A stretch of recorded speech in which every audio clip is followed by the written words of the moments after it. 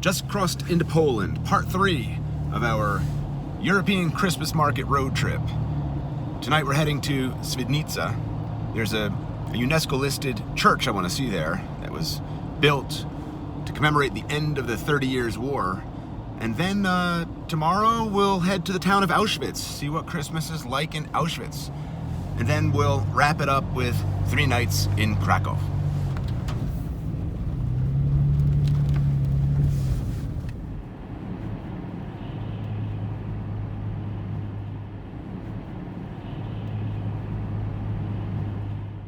And just as the sun is about to set, we've entered the city of Świdnica. We'll see what we can see outside the car window.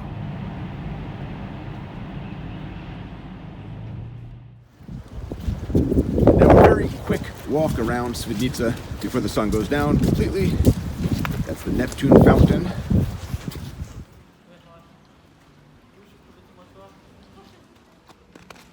And in another corner of the main square, Rheineck Square, is the Atlas fountain.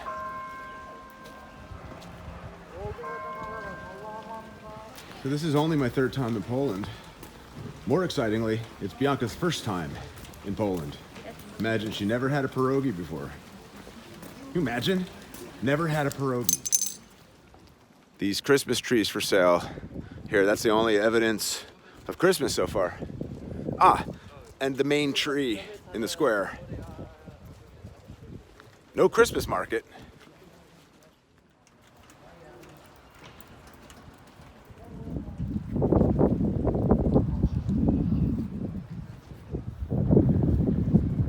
How do you like Poland so far? Love it. We'll be staying in this tenement housing tonight.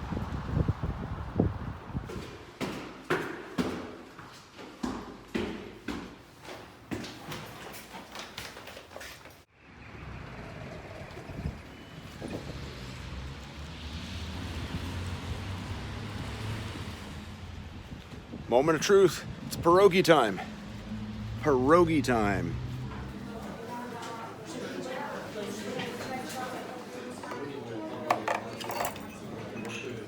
And I got a traditional Polish white borscht, served with white sausage. Fried potato dumplings for Bianca and me. Let's see Bianca enjoy her very first pierogi. Cherry vodka. Thank you.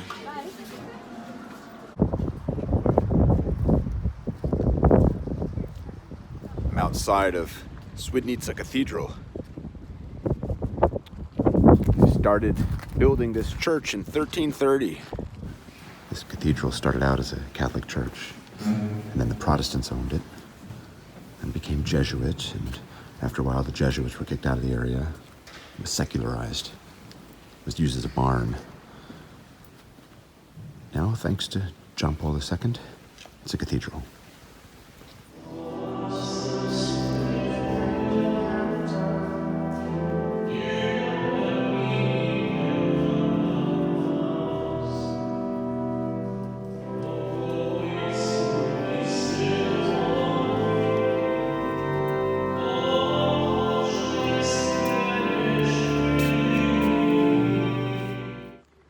Night 10 of Christmas Rage.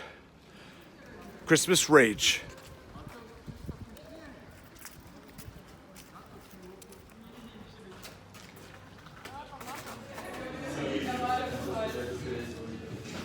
So this is what a Polish supermarket looks like.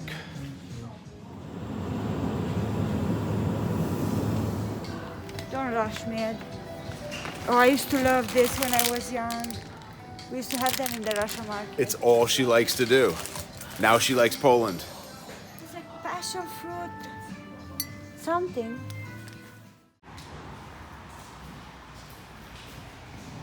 So before we leave Świdnica this morning, we have a couple stops. And the first one is to go back to that Catholic cathedral I visited last night. So I think we'll be able to see the interior a lot better than we could last night.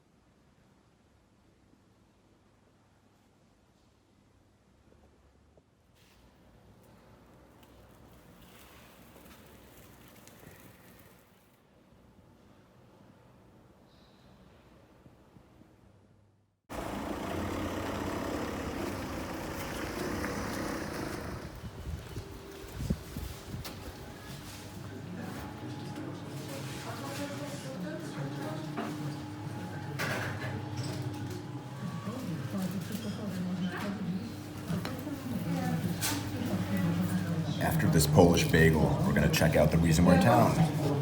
We're visiting one of the peace churches. So now we'll take a little drive to this UNESCO-listed peace church. In 1648, it was the Treaty of Westphalia that ended the 30 Years' War, one of the longest and most destructive wars in European history. And under pressure from Protestant Sweden, the Holy Roman Emperor, King Ferdinand III, allowed for 3 Protestant churches, peace churches, to be built in the Habsburg hereditary principalities of Silesia. That's the region we're in now, Silesia. And in 1656, construction on this church in Świdnica began. It's the largest wooden Baroque temple in all of Europe.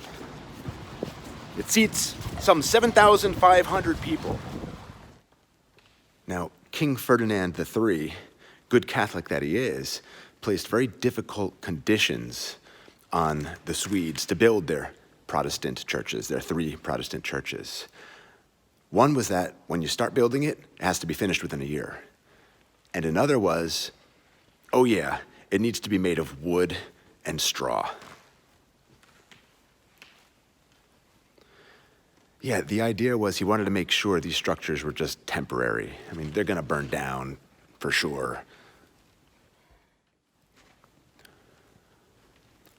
Now, part of that treaty also returned Catholic churches to the Catholic Church that Protestants had previously taken over.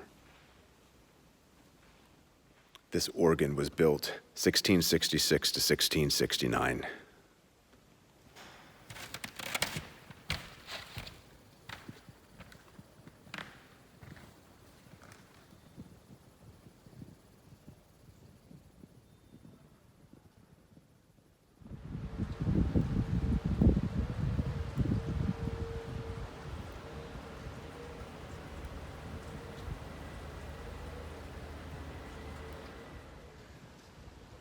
And this is the church's bell tower. Now it's time to leave Świdnica and see how they're celebrating Christmas in Auschwitz.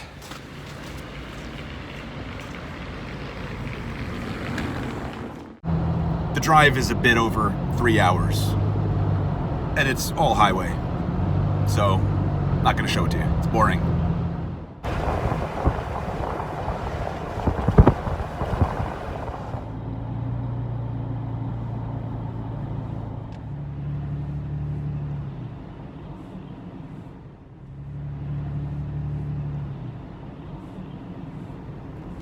We've arrived to the town of Auschwitz, and it's pitch black because it's 5:30 p.m. And we're heading to our first meal before we explore the Christmas spirit in this town. Chata na Zaborski.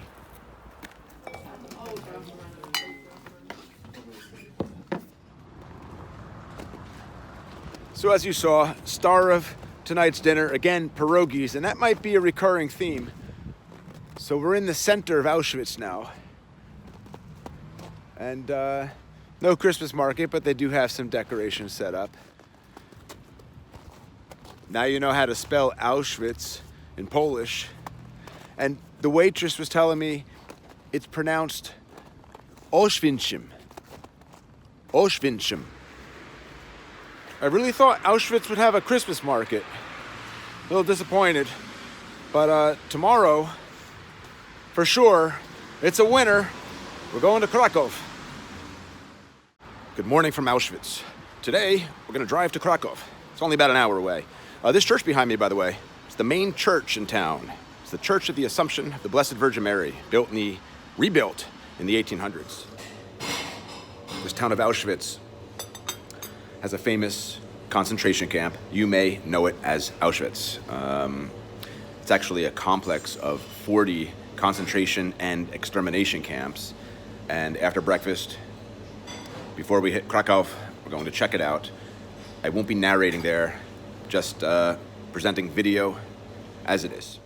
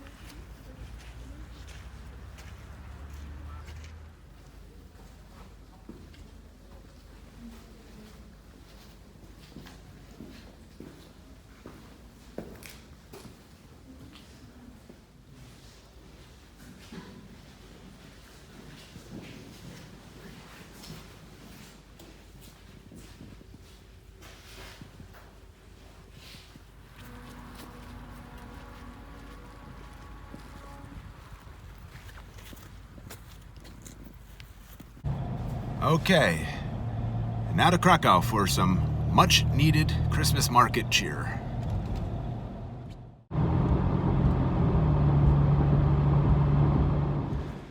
So this is my third time in Krakow, Bianca's first. And to get it started, we're taking a half-hour walk through the center to a synagogue that is now a bar and a restaurant. Polish cheese from a specific mountain. A specific mountain. It with cranberry sauce? No. This?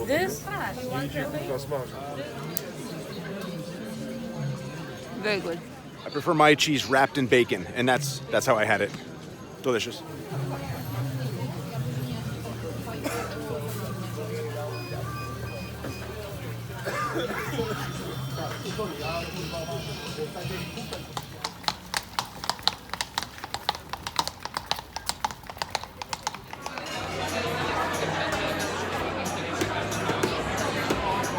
And here we are, Hevre, once a synagogue, now a bar and restaurant. So mine is Jewish caviar, which is goose liver.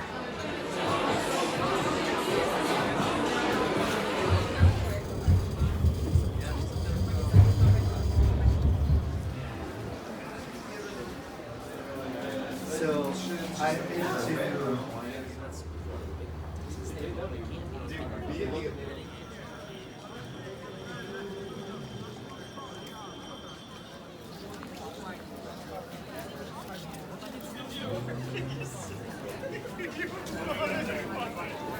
That's my second cheese wrapped in bacon.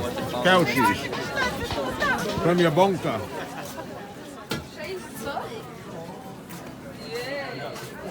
And, you know, pierogi. Enjoy.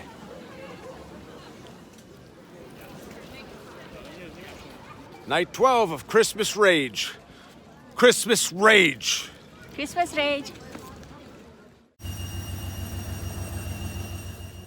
So this is what $25 a night can get you in Kraków. And this building that our hotel is in used to be the SS headquarters in Kraków. And the street out front was named Wehrmachtstraße. Wehrmacht, Macht is power in German, and Wehrmacht was a term the Nazis used for, well, kind of like we must arm Germany beyond the limitations of the Treaty of Versailles. So we're supposed to pay something like $18 a day. We're parked right in the city center. We're not paying. I just want to see, do they clamp? Do they just ticket me? In which case I don't have to pay. And we're good. So far, no ticket. As you may have noticed, Poland has some of the most beautiful churches in the world. And we're gonna stop by 3 or 4 more of them in Kraków today. The Church of St. Casimir the Prince. This new church was consecrated in 1672. This Art Nouveau building is the Palace of the Fine Arts, completed in 1901.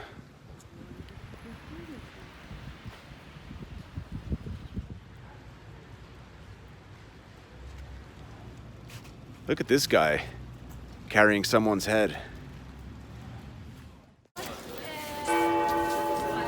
So in the main square in Kraków is St. Mary's Basilica, completed 1347 under Casimir the Great. You can hear the trumpet, right? Every hour, on the hour, the trumpet sounds, and it is to commemorate a famous 13th century trumpet player who was shot in the throat, mid-signal, as he was warning the city of a Mongol attack.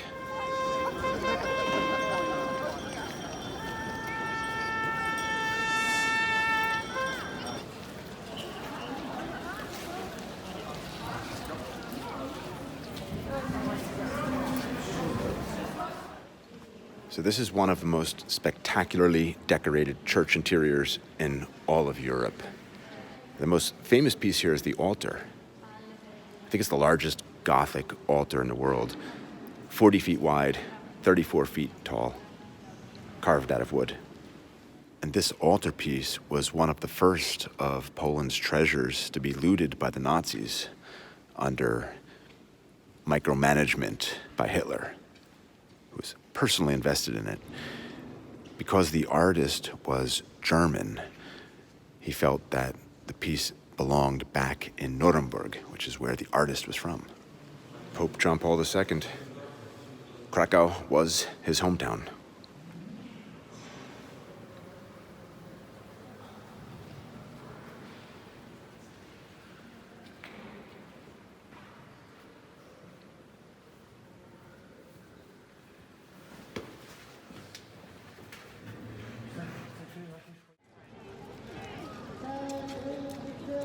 That building in the center of the square is the Cloth Hall, and it used to be a major center of international trade. Spices for salt. Yeah, there's a big salt mine in Kraków. I don't think we're gonna go to it. UNESCO-listed. Someday.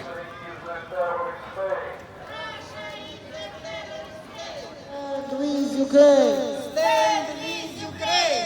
Stand with Ukraine! Stand with Ukraine! Take my case, of which I'm certain. This old tower is what remains of the town hall that once stood here in the square. So now we're heading to a church where St. Maximilian Kolbe was a monk in 1919. Why do I care?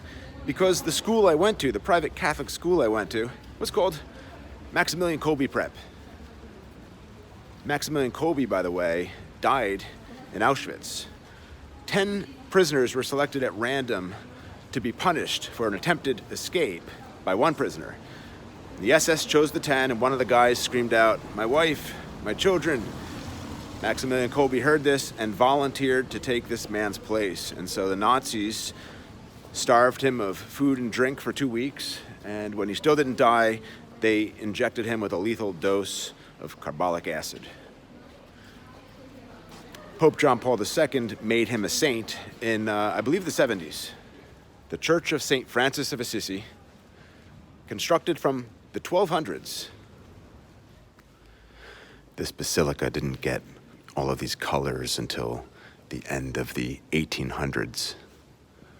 A contest was held, actually. To the winner gets to decorate the interior of the church. And he did the stained glass windows as well.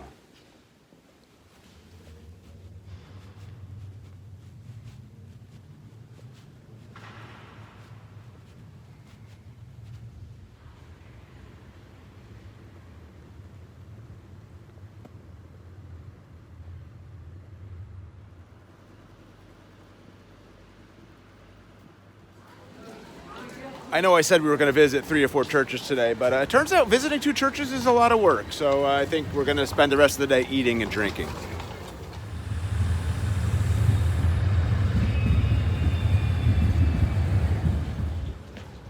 Another centuries-old church, Church of the Holy Trinity, and you're getting sick of seeing churches.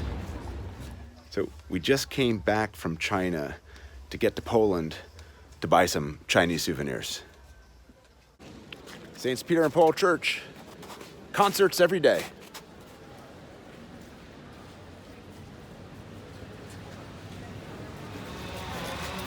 St. Andrew's Church, old stone church built from 1079. 1079.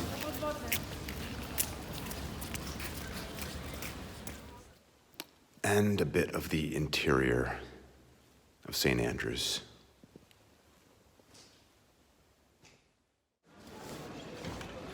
Now, there's close to 1 million people living in Kraków. Second largest city in Poland. I think we'll check out this castle tomorrow with my dear Turkish friend Emre. He's very interested in it, and I think you know what that means if you've seen the Czechoslovakia video. Star Fort, aliens, a restaurant from 1856.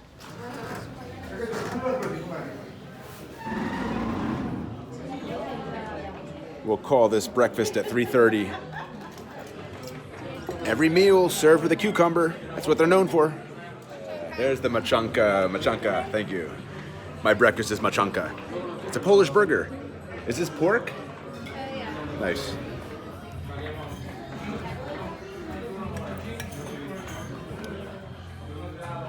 Cheers.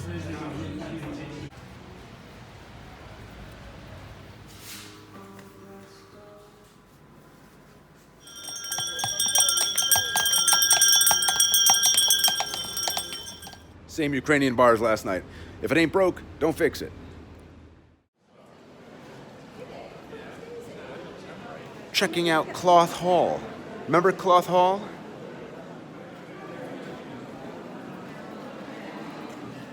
Next to every set of nativity characters are these Jewish dolls, these Hasidic Jewish dolls. Croquettes, that's a Polish thing. Bianca got one with cottage cheese, potatoes, and black cumin. It's like a gourmet pierogi place. Dumplings with roasted duck and apricots. Dumplings with baked rib and honey.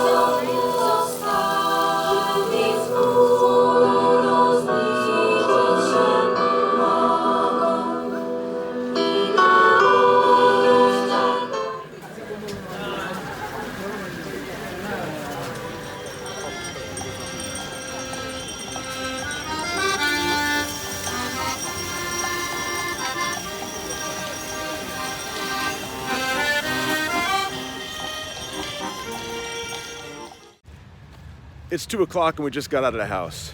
Quite a party last night. So not gonna see much today. We're gonna check out the castle though. Emre is waiting.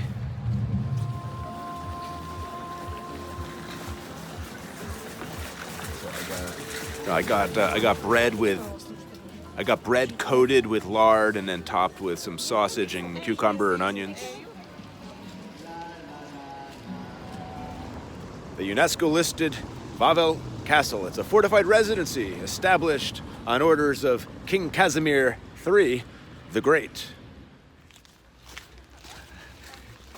Another day. You know why we're here, though. Why are we here? Well, to look for evidence Of how this star fort was built all these bricks laid on top of each other. by Who knows? You tell. aliens. No, Ed. There's an art museum inside. It's one of the most visited art museums in the world. Last year, something like 2 million people visited it. I don't think we're going to be one of them. For centuries, this was the residence of the kings of Poland and the symbol of Polish statehood. This castle has its own cathedral.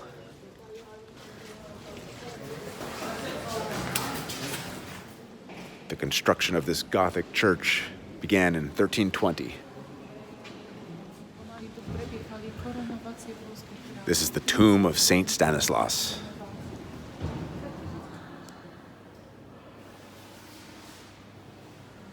So these are all sarcophagi of These are sarcophagi. former kings of Poland. Yes. This is the sarcophagus of King Casimir III the Great. Pope John Paul II, before he became Pope, was the Archbishop of Kraków. And here at this church is the blood of Pope John Paul II. Here's the resting place of Saint Jadwiga, who was a queen of Poland, and she was made a saint by John Paul II in 1997.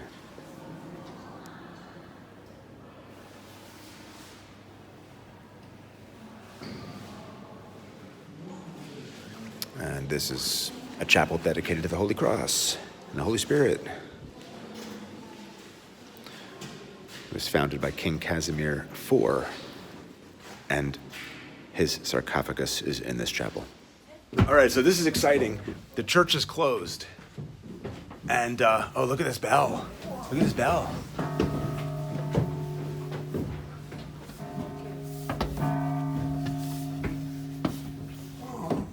It's too dark to see this bell above me. It's 9,650 kilograms. Can anyone shine a light on this thing?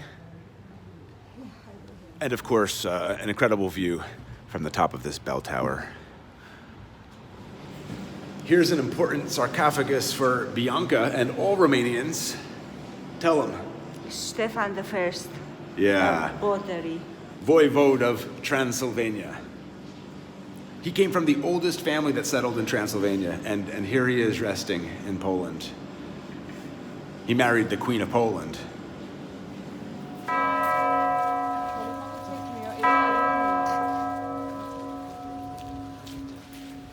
It's been about 2 hours since we last ate. I think it's time for some dinner.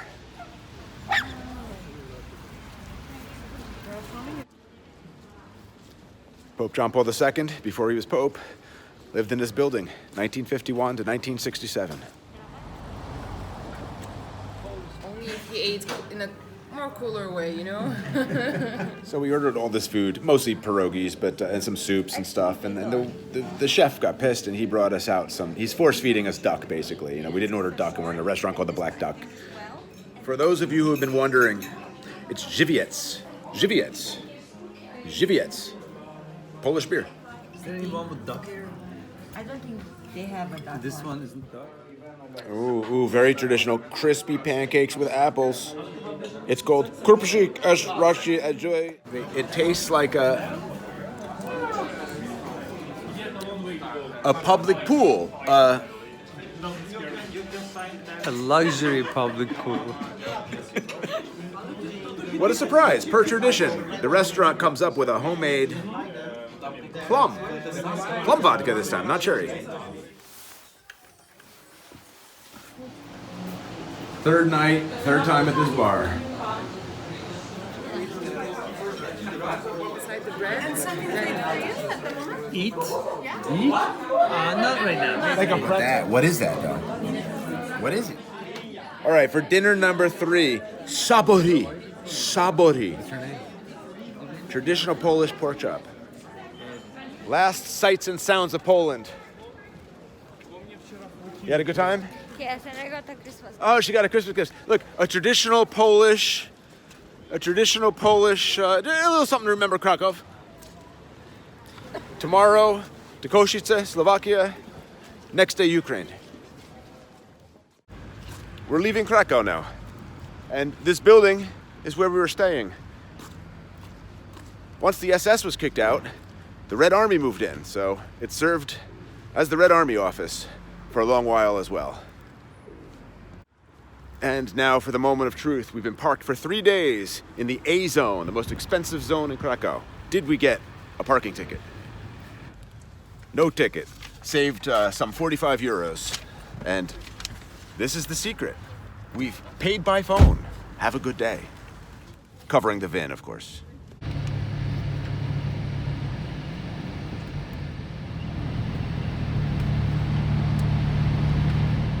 So we're passing by some communist-era buildings now. Reminds me of my last visit. I visited Nowa Huta. It's an area of Kraków. It's one of only 2 fully planned socialist realist cities ever built. The other's in Russia. And the city was designed to withstand a nuclear attack. I'll put up a photo or 2.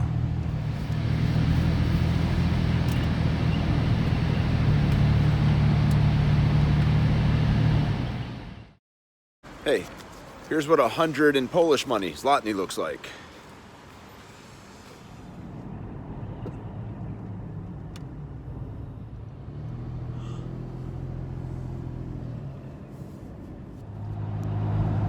It's about a 3.5-hour drive to our next stop. It's kind of a stepping stone city on the way to Ukraine. Košice in Slovakia. And we're going back into Slovakia, just for a night.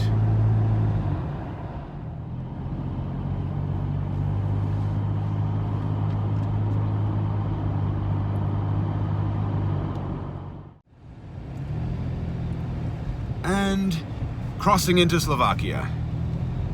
Look how the roads change instantly from Poland to Slovakia.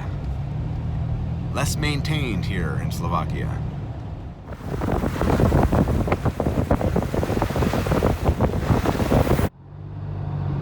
That's the UNESCO-listed Spiš Castle on the right.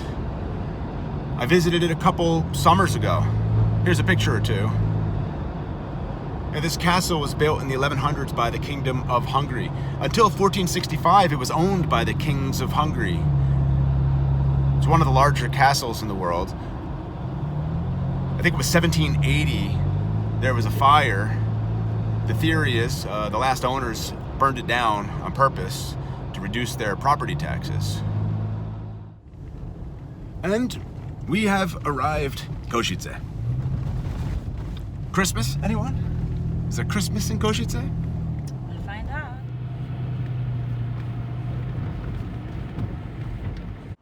So we checked into our apartment. We got a half an hour before the sun goes down. So let's see whatever little we can see of Eastern Slovakia's largest city, Košice. Last time I was here, I came across a monument dedicated to the Soviet Red Army. And first things first, let's go see if it's still there. I know there were a lot of calls to tear it down.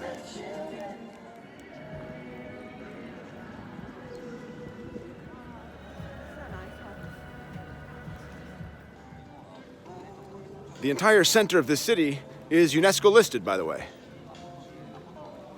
Come on. Great. The monument is still here to the Red Army. It was January 1945 that the Soviet troops marched in and liberated the town from the Nazis. The Germans were sent on foot to Germany, or they were shipped off to Soviet Union, and Košice became the capital of Czechoslovakia until the Red Army reached Prague. This monument is right in the center of the city, and as you can see, a lot of vandalism. People are trying to break off the hammer and sickle.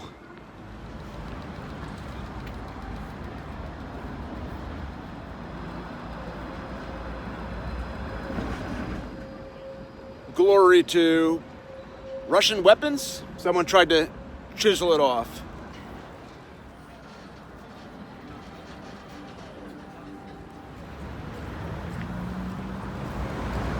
This one says, "Glory to the Red Army, the liberator of Czechoslovakia from under the yoke of the German fascist occupants."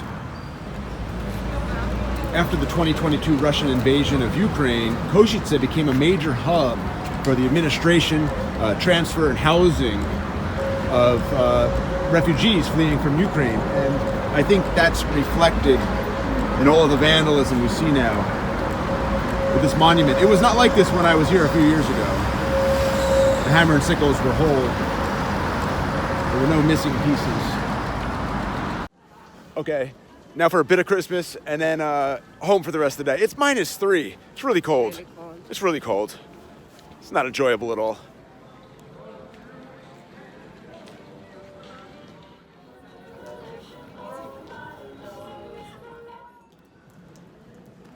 The Gothic Cathedral of St. Elizabeth is the largest church in Slovakia. They started building it in 1378.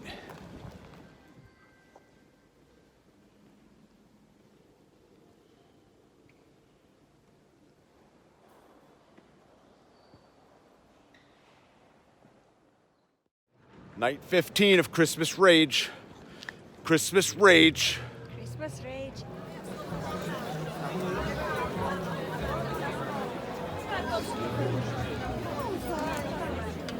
Že ucho hovoriť, hej?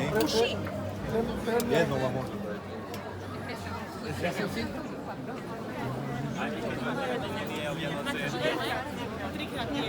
Odkedy? Ty nie si môj nadriedený.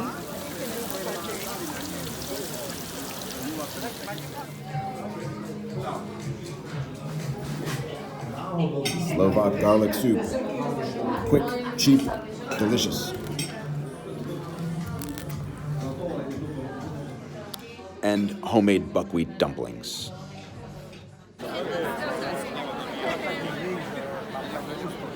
Zemiakovo placki, that's what it's called, the potato pancakes in Slovakia. You remember it as brombarak, I think, in Czech Republic. Last video?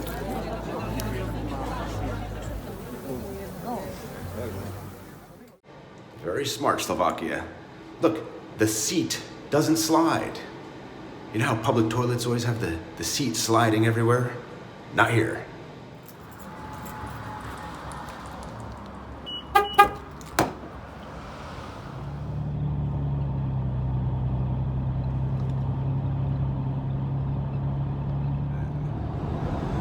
So this is the end of part 3 of our great European Christmas market road trip. We're driving out of Slovakia now. We're heading into Ukraine. We'll call that part 4. See you there. Bye. Peace? That Christmas thing?